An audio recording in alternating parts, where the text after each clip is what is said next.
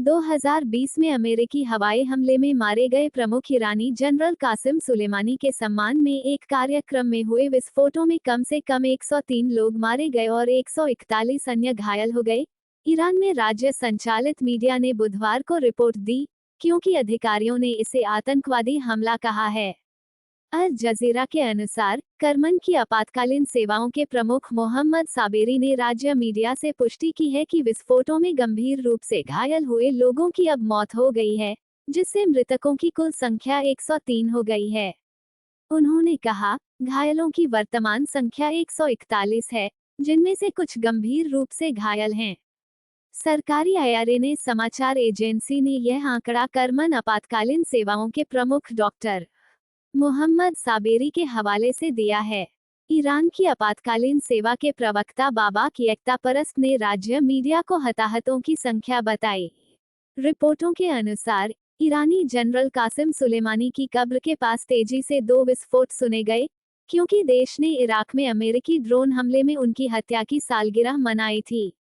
Iran के आंतरिक मंत्री अहमद वाहिदी ने कहा कि प्रारंभिक विस्फोट स्थानीय समयानुसार दोपहर 3:00 बजे हुआ। बाद में विस्फोट तब हुआ जब लोग पहली घटना के बाद सहायता के लिए एकत्र हुए थे। उन्होंने कहा कि अधिकांश लोग दूसरे विस्फोट के कारण हताहत हुए। ये विस्फोट रिवोल्यूशनरी गार्ड के विशिष्ट कुद्स फोर्स के प्रमुख जनरल कासिम सुलेमानी की हत्या की चौथी बरसी पर आयोजित एक कार्यक्रम में हुए, जिनकी जनवरी 2020 में इराक में अमेरिकी ड्रोन हमले में मौत हो गई। विस्फोट राजधानी तेहरान से लगभग 820 किलोमीटर दक्षिण पूर्व में करमान में उनकी कब्रगाह के पास हुए। करमन के डिप्टी गवर्नर रहमान जलाली ने बिना विस्तार से बताए हमले को आतंकवादी कहा। हालांकि, किसी भी समूह ने तुरंत जिम्मेदारी का दावा नहीं किया।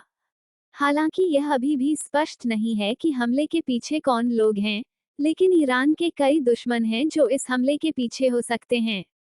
इनमें निर्वासित समूह, उग्रवादी संगठन और राज्य अभिनेता शामिल हो सकते हैं। इससे पहले ईरान हमास के साथ साथ लेबनानी शिया मिलिशिया हिजबुल्लाह और यमन के हौथी विद्रोहियों का भी समर्थन कर चुका है।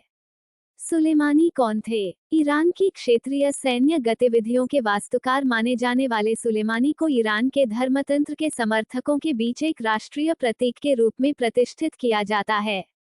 उन्होंने सीरियाई राष्ट्रपति बशर असद की सरकार को सुरक्षित करने में मदद की थी, जब 2011 में उनके खिलाफ अरब स्प्रिंग विरोध प्रदर्शन एक नागरिक और बाद में एक क्षेत्रीय युद्ध में बदल गया था, जो आज भी जारी है। उनकी लोकप्रियता और रहस्यमयता तब बढ़ी जब अमेरिकी अधिकारियों ने उनकी हत्या की मांग की, क्योंकि उन्होंने उग्रवादियों को सड़क किनारे बम मारकर अमेरिकी सैनिकों को मारने और अपंग करने में मदद की थी। लेकिन जनवरी 2020 में ट्रंप प्रशासन द्वारा शुरू किए गए एक ड्रोन हमले में जनरल की मौत हो गई। जुलूस में हजारों की भीड़ उमड़ने से भगदड़ मच गई और कम से कम 56 लोग मारे गए और 200 से अधिक घायल हो गए।